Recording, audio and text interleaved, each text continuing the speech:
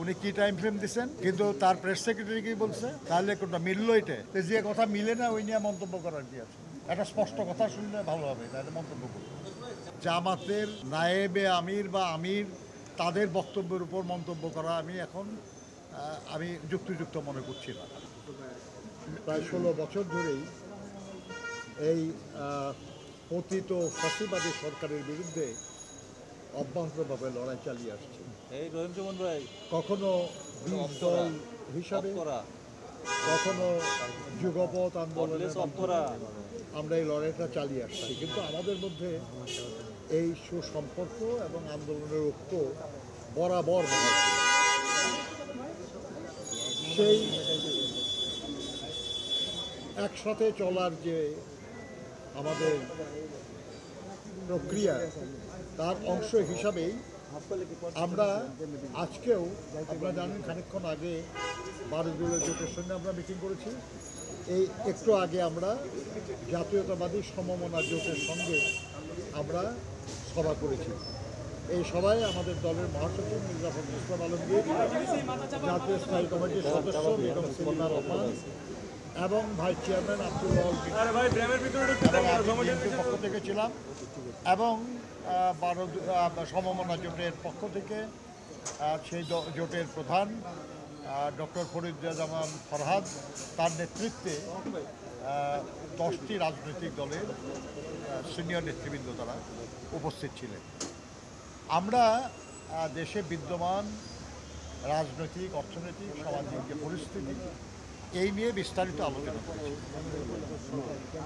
যেহেতু আমরা রাজনৈতিক আন্দোলনে ঐক্যবদ্ধ ছিলাম, অতএব আমাদের মতে খুব একটা পার্থক্য তেমন নাই। আমরা মোটামুটি এক ধরনের মনোভাবই পোষণ করি, এবং আমরা বিশ্বাস করি যে বাংলাদেশে দীর্ঘ লড়াইয়ের পর, যে লড়াইয়ে বহু মানুষ খুন হয়েছে, গুম হয়েছে, লক্ষ লক্ষ মানুষ মিথ্যা মামলায় কারারুদ্ধ হয়েছে, নির্যাতিত হয়েছে,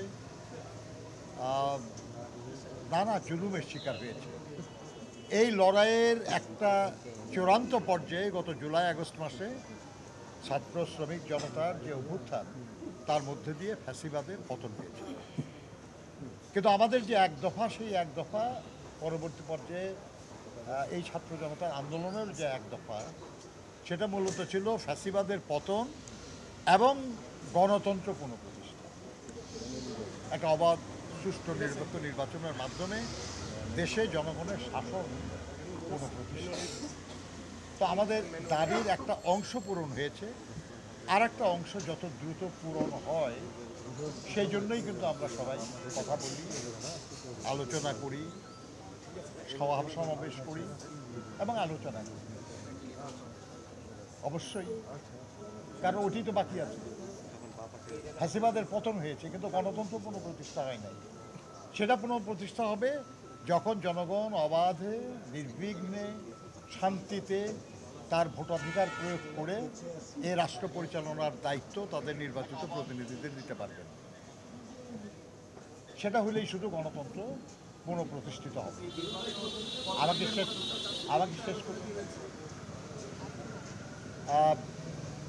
আমরা ওই নিয়েও আলোচনা করেছি, কিন্তু কোনো সিদ্ধান্ত আমরা এইভাবে করি নাই।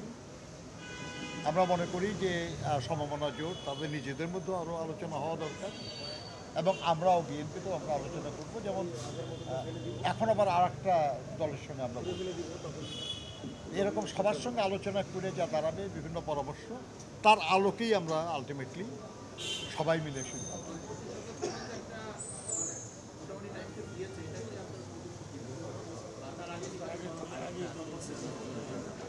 উনি কি টাইম ফ্রেম দিচ্ছেন, কিন্তু তার প্রেস সেক্রেটারি কি বলছে, তাহলে কোনটা মিললো এটা? হ্যাঁ, যে কথা মিলে না ওই নিয়ে মন্তব্য করার কি আছে? একটা স্পষ্ট কথা শুনলে ভালো হবে, তাহলে মন্তব্য করব। Thank you. আমাদের সমমনা জোটের প্রধান